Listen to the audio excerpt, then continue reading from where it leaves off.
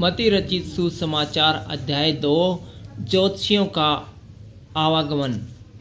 हेरोदेस राजा के दिनों में जब यहूदिया के बेहतलेम में यीशु का जन्म हुआ तो पूर्व से कई ज्योतिषी यरूशलेम में आकर पूछने लगे, यहूदियों का राजा जिसका जन्म हुआ है कहाँ है, क्योंकि हमने पूर्व में उसका तारा देखा है और उसको प्रणाम करने आए हैं। यह सुनकर हेरोदेस राजा और उसके साथ सारा यरूशलेम घबरा गया। तब उसने लोगों के सब प्रधान याजकों और शास्त्रियों को इकट्ठा करके उनसे पूछा, मसीह का जन्म कहाँ होना चाहिए।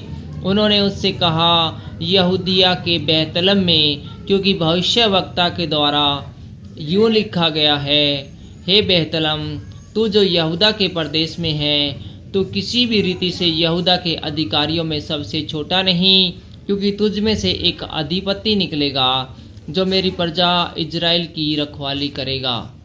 तब हेरोदेस ने ज्योतिषियों को चुपके से बुलाकर उनसे पूछा कि तारा ठीक किस समय दिखाई दिया था, और उसने यह कहकर उन्हें बेहतलेम भेजा, जाओ उस बालक के विषय में ठीक ठीक मालूम करो, और जब वह मिल जाए तो मुझे समाचार दो, ताकि मैं भी आकर उसको प्रणाम करूं। वे राजा की बात सुनकर चले गए, और जो तारा उन्होंने पूर्व देखा था वह उनके आगे आगे चला, और जहाँ बालक था उस जगह के ऊपर पहुंचकर ठहर गया। उस तारे को देखकर वे अति आनंदित हुए। उन्होंने उस घर में पहुंचकर उस बालक को उसकी माता मरियम के साथ देखा, और मुंह के बल गिरकर बालक को प्रणाम किया, और अपना अपना थैला खोलकर उनको सोना और लोबान और गंधरस की भेंट चढ़ाई। तब सपन में यह चेतावनी पाकर कि हेरोदेस के पास फिर न जाना, वे दूसरे मार्ग से अपने देश को चले गई। मिस्र देश को जाना।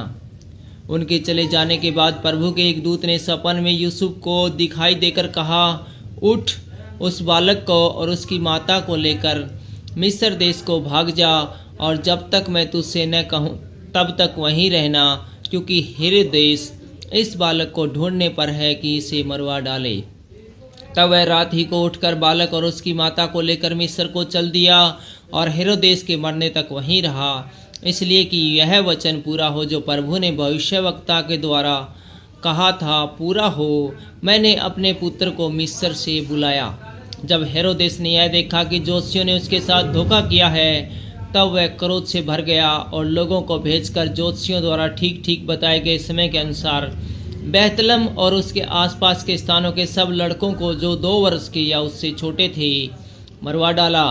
तब जो वचन यिर्मयाह भविष्यवक्ता के द्वारा कहा गया था वह पूरा हुआ। रामा में एक करुण नाद सुनाई दिया, रोना और बड़ा विलाप। राहेल अपने बच्चों के लिए रो रही थी और शांत होना न चाहती थी, क्योंकि वे अब नहीं रहे। मिस्र देश से लौटना।